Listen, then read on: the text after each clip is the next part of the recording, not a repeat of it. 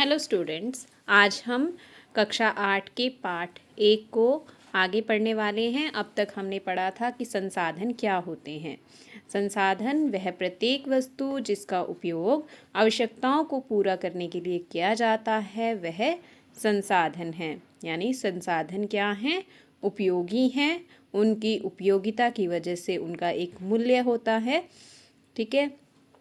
उसके बाद हमने पढ़ा था कि संसाधन कितने प्रकार के होते हैं।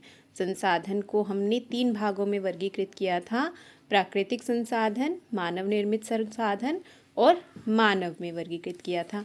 प्राकृतिक संसाधन जो हमें प्रकृति से सीधे प्राप्त होते हैं, उन्हें प्राकृतिक संसाधन कहते हैं। जैसे हम सांस लेते हैं, पानी पीते हैं या खनिजों का उपयोग करते हैं, ये सब क्या हैं? प्राकृतिक संसाधन हैं, जो 2 प्रकार के हैं: नवीकरणीय तथा अनवीकरणीय संसाधन। आज हम पढ़ने वाले हैं मानव निर्मित संसाधन। अब प्रकृति से हमें बहुत से ऐसे पदार्थ प्राप्त होते हैं जो मूल रूप में उनको संसाधन नहीं कहा जा सकता। जब उन प्राकृतिक वस्तुओं में कुछ परिवर्तन करने के बाद हम उनको उपयोग करते हैं, तो वो हो जाते हैं मानव निर्मित संसाधन। ठीक है। कभी कभी प्राकृतिक पदार्थ तब संसाधन बन जाते हैं जब उनका मूल रूप बदल दिया जाता है।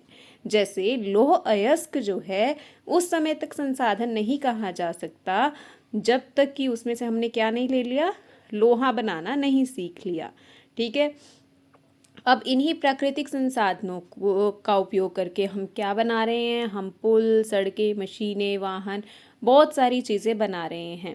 आप अपने आसपास बहुत सारी वस्तुएं ऐसे देख रहे होंगे जो आपके लिए उपयोगी है। आपके हाथ में पकड़ी हुई ये पेंसिल भी क्या है? मानव निर्मित संसाधन है जो आप उपयोग कर रहे हैं। ठीक है। तो मानव निर्मित संसाधन, जो प्राकृतिक संसाधनों का उपयोग करके जो संसाधन हम बनाते हैं, मनुष्य बनाता है, वह मानव निर्मित संसाधन है। ठीक है। अब मानव संसाधन क्या है?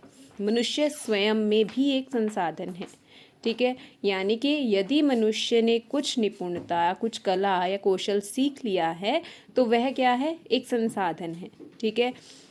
जैसे एक व्यक्ति है, उसके पास कोई ज्ञान नहीं, तो वो किसी प्रकार का कोई समाज के लिए या किसी व्यक्ति के लिए उपयोगी नहीं है। परंतु यदि उसके पास कोई ज्ञान है, कोई कौशल है या कोई स्किल्स हैं, जैसे उसमें प्रौद्योगिकी की जानकारी है, तो वह मानव संसाधन है।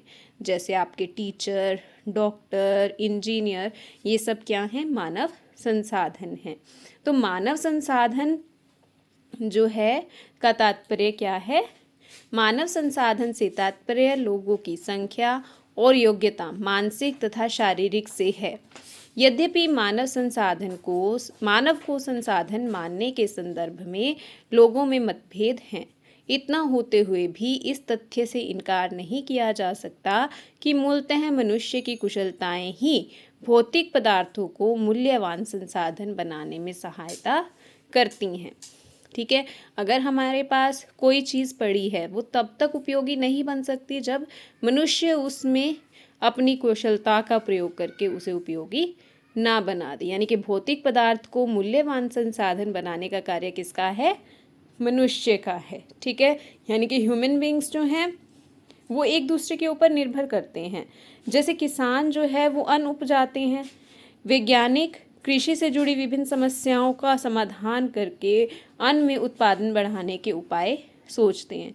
तो ये क्या है? सोसाइटी में जो जितने भी ह्यूमन बींग्स हैं, जितने भी मानव हैं, वो एक दूसरे के ऊपर निर्भर करते हैं।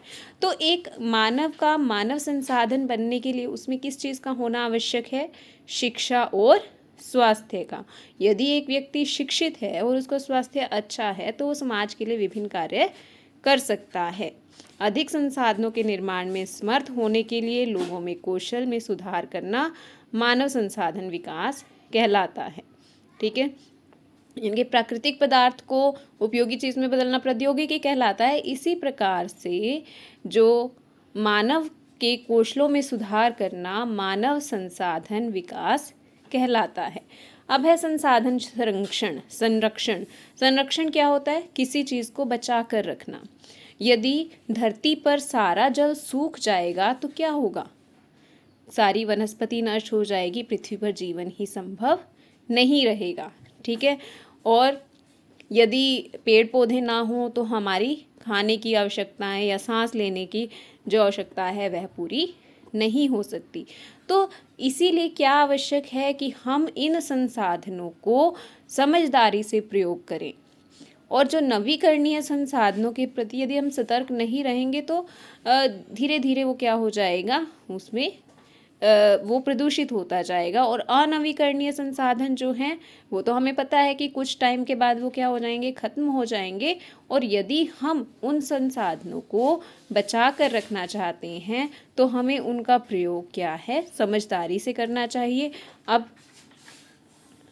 अब साधन संरक्षण क्या है कि संसाधनों का सतर्कतापूर्वक उपयोग करना, उन्हें नवीकरण के लिए समय देना संसाधन संरक्षण कहलाता है।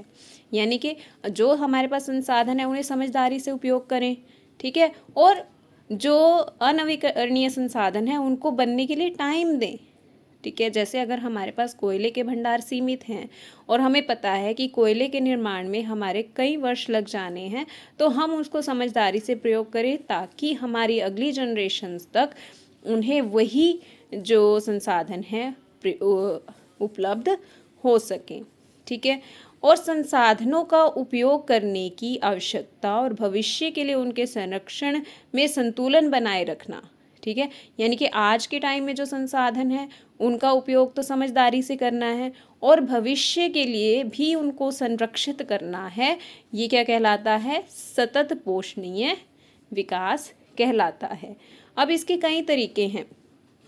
यानी कि अगर हम किसी चीज़ का बहुत ज़्यादा मात्रा में उपयोग कर रहे हैं और उसका कम मात्रा में उपयोग करके भी हमारा काम चल सकता है, तो हमें उन वस्तुओं का उपयोग कम करना चाहिए ताकि उन्हें पुनः चक्रण और पुनः उपयोग करने के द्वारा उसमें योगदान दे सकते हैं। यानी कि हम किसी चीज़ की जो यूजेज जो है उसको कम कर दें तो हम वो अपनी नेक्स्ट जनरेशन के लिए उन चीज़ों को बचा कर रख सकते हैं। या कई ऐसी चीज़ें हैं जिनको हम रीयूज़ भी कर सकते हैं, तो हमें ऐसा भी करना चाहिए।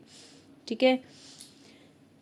अपने संसाधन को बचाना और अपनी पृथ्वी को सजीव रखना एक बहुत अच्छा कार्य है। यानी कि हम बीइंग अ स्टूडेंट, आप क्या कर सकते हैं, आप कागज़ को वेस्ट नहीं करना चाहिए क्योंकि पेड़ों को काटने के बाद ही कागज़ बनाया जाता है। अगर हम कागज़ का उपयोग भी समझदारी से करेंगे तो हम पेड़ों को कटने से बचा सकते हैं। इसी तरह से घर में विद्युत जो है वो वेस्ट नहीं करनी चाहिए क्योंकि विद्युत जो है पानी और कोयले से बनती है। ठीक है। तो अगर हम इलेक्ट्रिसिटी का यूज़ जो है लिमिट में करेंगे तो हम क्या है, अपने संसाधनों के संरक्षण में अपना योगदान दे सकते हैं। इसी प्रकार बार बार कहा जाता है कि पृथ्वी पर जल तो बहुत मात्रा में है, पर जो पीने योग्य जल है वो एक लिमिट में है। इसीलिए हमें जो पीने योग्य जल है उसे बेकार नहीं करना चाहिए, जल संरक्षण करना चाहिए। ठीक है। और हमें नए से पेड़ पौधे लगाने चाहिए ताकि हम अपने पर्यावरण को भी सुरक्षित रख सकते हैं। ठीक है। तो अब नवीकरणीय संसाधनों का उपयोग सतत पोषणीय है, मतलब उनका ध्यान पूर्वक उनका उपयोग करना चाहिए, उनमें गंदगी नहीं फैलानी चाहिए। पृथ्वी पर जीवन की विविधता संरक्षित की जाए। ठीक है।